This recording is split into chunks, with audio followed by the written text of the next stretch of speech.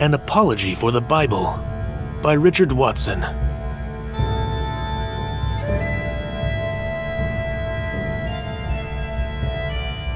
Letter 2. Before you commence your grand attack upon the Bible, you wish to establish a difference between the evidence necessary to prove the authenticity of the Bible and that of any other ancient book.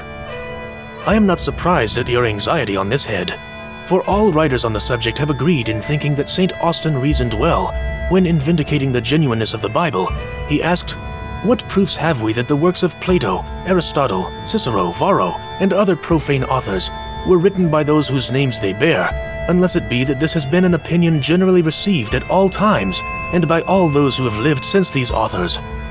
This writer was convinced that the evidence which established the genuineness of any profane book would establish that of a sacred book, and I profess myself to be of the same opinion, notwithstanding what you have advanced to the contrary. In this part, your ideas seem to me to be confused. I do not say that you designedly jumble together mathematical science and historical evidence, the knowledge acquired by demonstration, and the probability derived from testimony. You know but of one ancient book that authoritatively challenges universal consent and belief, and that is Euclid's Elements. If I were disposed to make frivolous objections, I should say that even Euclid's Elements had not met with universal consent, that there had been men both in ancient and modern times who had questioned the intuitive evidence of some of his axioms and denied the justness of some of his demonstrations. But, admitting the truth, I do not see the pertinency of your observation. You are attempting to subvert the authenticity of the Bible, and you tell us that Euclid's Elements are certainly true. What then? Does it follow that the Bible is certainly false? The most illiterate scrivener in the kingdom does not want to be informed that the examples in his Wingate's arithmetic are proved by a different kind of reasoning from that by which he persuades himself to believe that there was such a person as Henry VIII, or that there is such a city as Paris. It may be of use to remove this confusion in your argument, to state distinctly the difference between the genuineness and the authenticity of a book.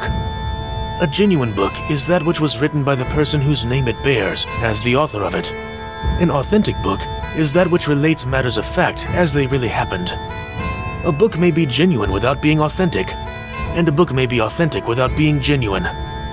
The books written by Richardson and Fielding are genuine books, though the histories of Clarissa and Tom Jones are fables. The history of the island of Formosa is a genuine book. It was written by Salmanazar, but it is not an authentic book, though it was long esteemed as such and translated into different languages, for the author, in the latter part of his life, took shame to himself for having imposed on the world, and confessed that it was a mere romance. Anson's Voyage may be considered as an authentic book, it probably containing a true narration of the principal events recorded in it. But it is not a genuine book, having not been written by Walters, to whom it is ascribed, but by Robbins. This distinction between the genuineness and authenticity of a book will assist us in detecting the fallacy of an argument which you state with great confidence in the part of your work now under consideration, and which you frequently allude to in other parts as conclusive evidence against the truth of the Bible. Your argument stands thus. If it be found that the books ascribed to Moses, Joshua, and Samuel were not written by Moses, Joshua, and Samuel, every part of the authority and authenticity of these books is gone at once. I presume to think otherwise. The genuineness of these books, in the judgment of those who say that they were written by these authors, will certainly be gone, but their authenticity may remain. They may still contain a true account of real transactions, though the names of the writers of them should be found to be different from what they are generally esteemed to be. Had indeed Moses said that he wrote the first 5 books of the Bible, and had Joshua and Samuel said that they wrote the books which are respectively attributed to them, and had it been found that Moses, Joshua, and Samuel did not write these books, then, I grant, the authority of the whole would have been gone at once. These men would have been found liars as to the genuineness of the books, and this proof of their want of veracity in one point would have invalidated their testimony in every other. These books would have been justly stigmatized as neither genuine nor authentic. And history may be true, though it should not only be ascribed to a wrong author, but though the author of it should not be known. Anonymous testimony does not destroy the reality of facts, whether natural or miraculous. Had Lord Clarendon published his History of the Rebellion without prefixing his name to it, or had the history of Titus Livius come down to us under the name of Valerius Flaccus or Valerius Maximus, the facts mentioned in these histories would have been equally certain. As to your assertion that the miracles recorded in Tacitus and in other profane histories are quite as well authenticated as those of the Bible, it being a mere assertion, destitute of proof, may be properly answered by a contrary assertion. I take the liberty then to say that the evidence for the miracles recorded in the Bible is both in kind and degree so greatly superior to that for the prodigies mentioned by Livy or the miracles related by Tacitus as to justify us in giving credit to the one as the work of God and in withholding it from the other as the effect of superstition and imposture. This method of derogating from the credibility of Christianity by opposing to the miracles of our Savior the tricks of ancient impostors seems to have originated with Hierocles in the 4th century, and it has been adopted by unbelievers from that time to this, with this difference, indeed, that the heathens of the 3rd and 4th century admitted that Jesus wrought miracles, but lest that admission should have compelled them to abandon their gods and become Christians, they said that their Apollonius, their Apuleius, their Aristeas did as great, whilst modern deists deny the fact of Jesus having ever wrought a miracle. And they have some reason for this proceeding. They are sensible that the gospel miracles are so different in all their circumstances from those related in pagan story, that if they admit them to have been performed, they must admit Christianity to be true. Hence they have fabricated a kind of deistical axiom that no human testimony can establish the credibility of a miracle. This, though it has been 100 times refuted, is still insisted upon as if its truth had never been questioned and could not be disproved. You proceed to examine the authenticity of the Bible, and you begin, you say, with what are called the 5 books of Moses: Genesis, Exodus, Leviticus, Numbers, and Deuteronomy. Your intention, you profess, is to show that these books are spurious, and that Moses is not the author of them, and still farther, that they were not written in the time of Moses, nor till several hundred years afterwards, that they are no other than an attempted history of the life of Moses, and of the times in which he is said to have lived, and also of the times prior thereto, written by some very ignorant and stupid pretender to authorship, several hundred years after the death of Moses. In this passage, the utmost force of your attack on the authority of the 5 books of Moses is clearly stated. You are not the first who has started this difficulty.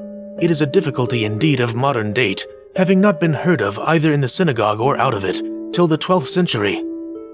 About that time Ibn Ezra, a Jew of great erudition, noticed some passages, the same which you have brought forward, in the first 5 books of the Bible, which he thought had not been written by Moses, but inserted by some person after the death of Moses. But he was far from maintaining, as you do, that these books were written by some ignorant and stupid pretender to authorship, many hundred years after the death of Moses. Hobbes contends that the books of Moses are so called not from their having been written by Moses, but from their containing an account of Moses. Spinoza supported the same opinion, and Leclerc, a very able theological critic of the last and present century, once entertained the same notion. You see that this fancy has had some patrons before you. The merit or the demerit, the sagacity or the temerity of having asserted that Moses is not the author of the Pentateuch is not exclusively yours. Leclerc, indeed, you must not boast of. When his judgment was matured by age, he was ashamed of what he had written on the subject in his younger years. He made a public recantation of his error by annexing to his commentary on Genesis a Latin dissertation concerning Moses, the author of the Pentateuch, and his design in composing it. If in your future life you should chance to change your opinion on the subject, it will be an honor to your character to emulate the integrity and to imitate the example of Leclerc. The Bible is not the only book which has undergone the fate of being reprobated as spurious, after it had been received as genuine and authentic for many ages. It has been maintained that the history of Herodotus was written in the time of Constantine, and that the classics are forgeries of the 13th or 14th century. These extravagant reveries amused the world at the time of their publication, and have long since sunk into oblivion. You esteem all prophets to be such lying rascals that I dare not venture to predict the fate of your book. Before you produce your main objections to the genuineness of the books of Moses, you assert that there is no affirmative evidence that Moses is the author of them. What? No affirmative evidence? In the 11th century, Maimonides drew up a confession of faith for the Jews, which all of them at this day admit. It consists of only 13 articles, and 2 of them have respect to Moses, one affirming the authenticity, the other the genuineness of his books. The doctrine and prophecy of Moses is true. The law that we have was given by Moses. This is the faith of the Jews at present, and has been their faith ever since the destruction of their city and temple. It was their faith in the time when the authors of the New Testament wrote. It was their faith during their captivity in Babylon, in the time of their kings and judges, and no period can be shown from the age of Moses to the present hour in which it was not their faith. Is this no affirmative evidence? I cannot desire a stronger. Josephus, in his book Against Apion, writes thus: "We have only 22 books which are to be believed as of divine authority, and which comprehend the history of all ages. 5 belong to Moses, which contain the original of man and the tradition of the succession of generations, down to his death, which takes in a compass of about 3,000 years. Do you consider this as no affirmative evidence? Why should I mention Juvenal speaking of the volume which Moses had written? Why enumerate a long list of profane authors, all bearing testimony to the fact of Moses being the leader and the lawgiver of the Jewish nation? And if a lawgiver, surely a writer of the laws. But what says the Bible? In Exodus it says, Moses wrote all the words of the Lord, and took the book of the covenant, and read it in the audience of the people. In Deuteronomy it says, And it came to pass, when Moses had made an end of writing the words of this law in a book, until they were finished. This surely imports the finishing of a laborious work. That Moses commanded the Levites which bear the ark of the covenant of the Lord, saying, Take this book of the law, and put it in the side of the ark of the covenant of the Lord your God, that it may be there for a witness against thee. This is said in Deuteronomy, which is a kind of repetition or abridgment of the 4 preceding books. And it is well known that the Jews gave the name of the law to the first 5 books of the Old Testament. What possible doubt can there be that Moses wrote the books in question? I could accumulate many other passages from the scriptures to this purpose, but if what I have advanced will not convince you that there is affirmative evidence, and of the strongest kind, for Moses being the author of these books, nothing that I can advance will convince you. What if I should grant all you undertake to prove, the stupidity and ignorance of the writer accepted? What if I should admit that Samuel or Ezra or some other learned Jew composed these books from public records many years after the death of Moses? Will it follow that there was no truth in them? According to my logic, it will only follow that they are not genuine books. Every fact recorded in them may be true, whenever or by whomsoever they were written. It cannot be said that the Jews had no public records. The Bible furnishes abundance of proof to the contrary. I by no means admit that these books, as to the main part of them, were not written by Moses, but I do contend that a book may contain a true history, though we know not the author of it, or though we may be mistaken in ascribing it to a wrong author. The first argument you produce against Moses being the author of these books is so old that I do not know its original author, and it is so miserable an one that I wonder you should adopt it. These books cannot be written by Moses because they are wrote in the third person. It is always the Lord said unto Moses, or Moses said unto the Lord. This, you say, is the style and manner that historians use in speaking of the person whose lives and actions they are writing. This observation is true, but it does not extend far enough, for this is the style and manner not only of historians writing of other persons, but of eminent men such as Xenophon and Josephus, writing of themselves. If General Washington should write the history of the American War, and should from his great modesty speak of himself in the third person, would you think it reasonable that 2,000 or 3,000 years hence, any person should on that account contend that the history was not true?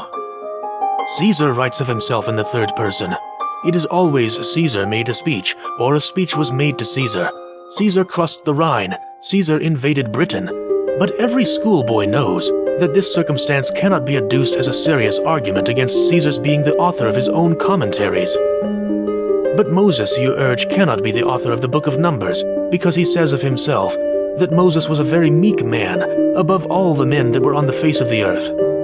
If he said this of himself, he was, you say, a vain and arrogant coxcomb, such is your phrase, and unworthy of credit, and if he did not say it, the books are without authority. This your dilemma is perfectly harmless. It has not an horn to hurt the weakest logician. If Moses did not write this little verse, if it was inserted by Samuel or any of his countrymen who knew his character and revered his memory, will it follow that he did not write any other part of the book of Numbers? Or if he did not write any part of the book of Numbers, will it follow that he did not write any of the other books of which he is usually reputed the author? And if he did write this of himself, he was justified by the occasion which extorted from him this commendation. Had this expression been written in a modern style and manner, it would probably have given you no offense.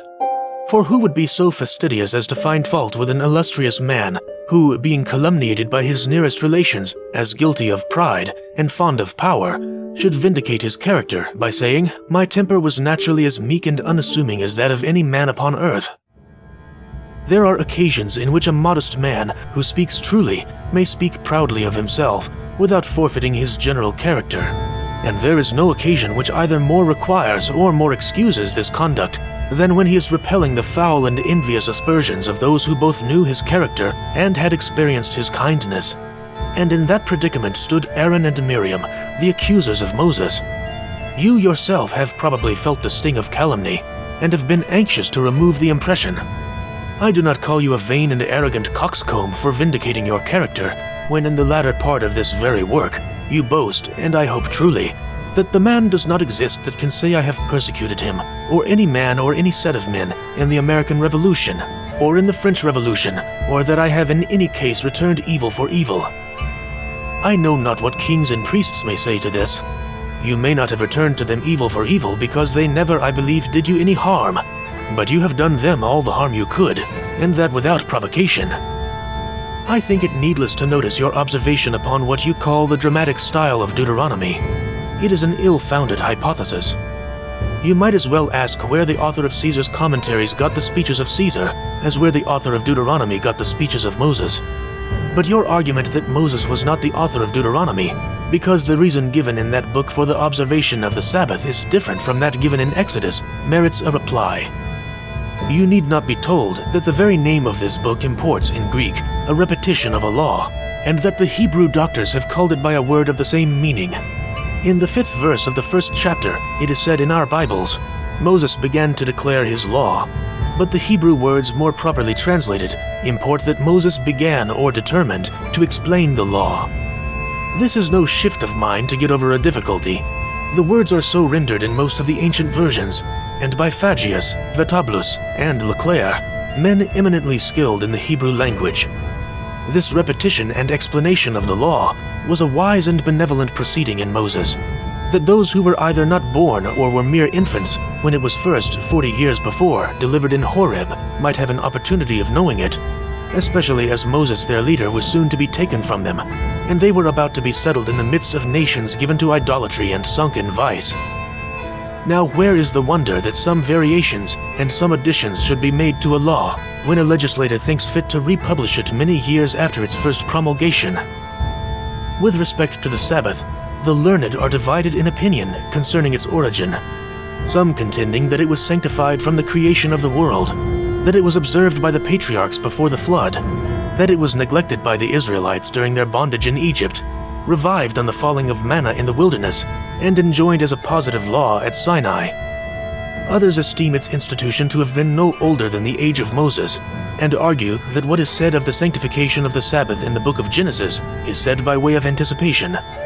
There may be truth in both these accounts. To me, it is probable that the memory of the creation was handed down from Adam to all his posterity, and that the seventh day was for a long time held sacred by all nations in commemoration of that event, but that the peculiar rigidness of its observance was enjoined by Moses to the Israelites alone. As to there being two reasons given for its being kept holy, one that on that day God rested from the work of creation, the other on that day God had given them rest from the servitude of Egypt, I see no contradiction in the accounts.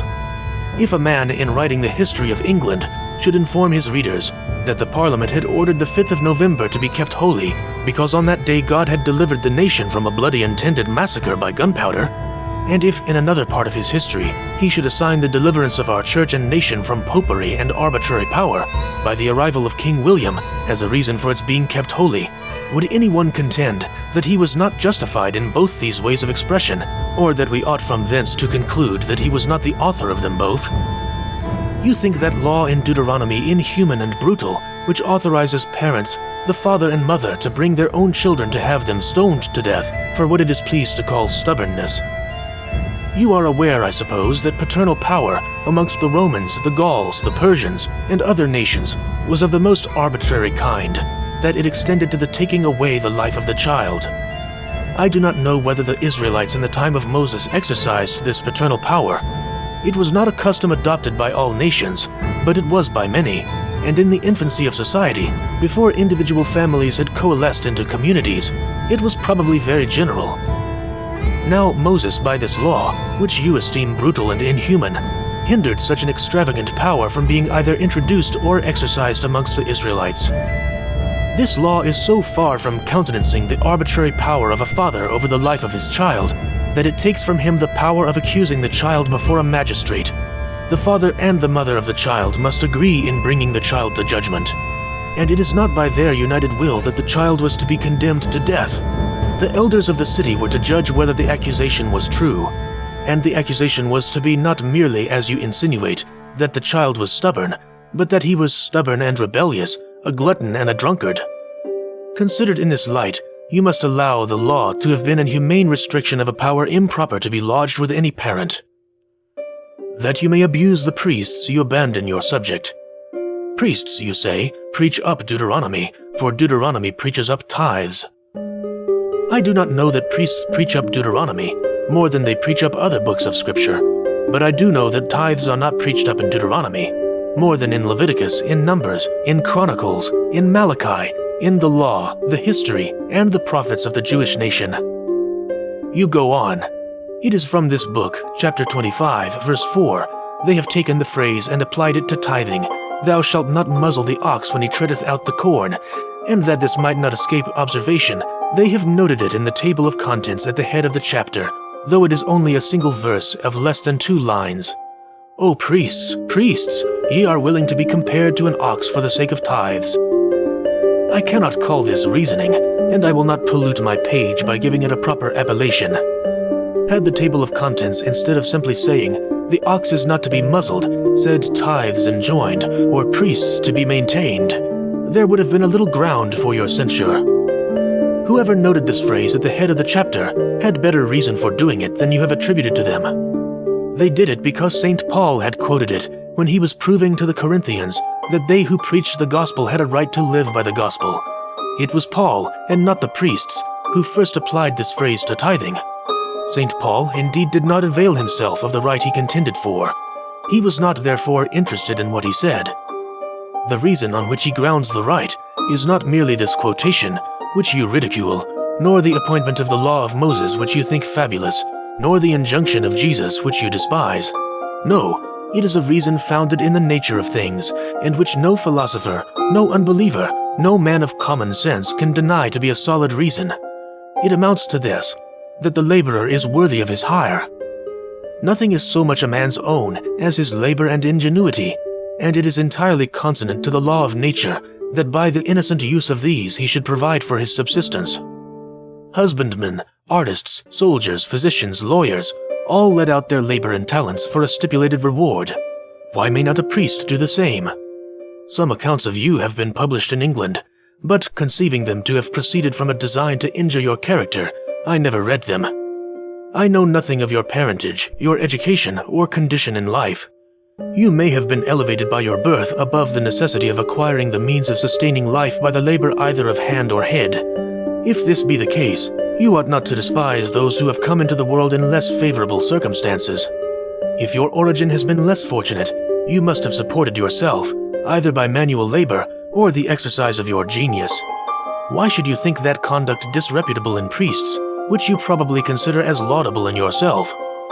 I know not whether you have not as great a dislike of kings as of priests, but that you may be induced to think more favorably of men of my profession, I will just mention to you that the payment of tithes is no new institution, but that they were paid in the most ancient times, not to priests only, but to kings. I could give you 100 instances of this. 2 may be sufficient. Abraham paid tithes to the king of Salem 400 years before the law of Moses was given. The king of Salem was priest also of the Most High God. Priests, you see, existed in the world and were held in high estimation, for kings were priests, long before the impostures, as you esteem them, of the Jewish and Christian dispensations were heard of. But as this instance is taken from a book which you call a book of contradictions and lies, the Bible, I will give you another, from a book to the authority of which, as it is written by a profane author, you probably will not object. Diogenes Laertius, in his Life of Solon, cites a letter of Pisistratus to that lawgiver, in which he says, I, Pisistratus the tyrant, am contented with the stipends which were paid to those who reigned before me. The people of Athens set apart 1/10 of the fruits of their land, not for my private use, but to be expended in the public sacrifices and for the general good.